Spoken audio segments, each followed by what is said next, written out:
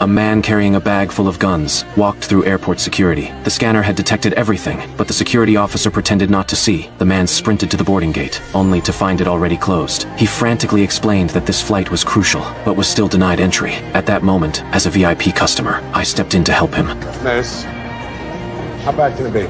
When the security personnel saw me, they had no choice but to let him through. I never imagined that this decision would haunt me. The bag filled with guns was stowed in the overhead compartment. The plane took off on time. Over 200 passengers were trapped on the same flight. The danger had already begun. The hijacker thought everything was perfect, but a young girl spotted a flaw. She saw a terrifying object on the floor, bent down to pick it up, and her face paled instantly. She brought the object back to her seat. Her companion sensed her anxiety. A man sitting nearby noticed them and approached to ask what was wrong. He offered to help. The girl trusted him and told him what she'd found in the restroom. After listening, the man said he'd find a crew member and told them not to be afraid.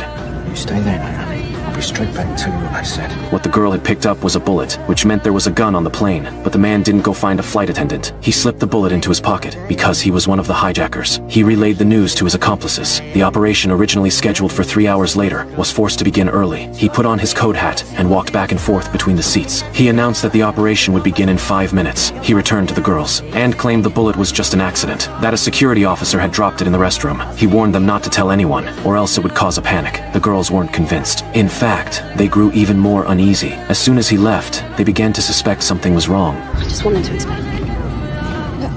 Look, Mona, think about it. You can't just bring bullets on the plane. That's when I noticed something was off too. I saw several passengers carrying identical bags. I thought they were just ordinary toiletries bags. I stood up to ask a flight attendant. Sorry, yeah, I didn't get a wash bag. You don't get a wash bag?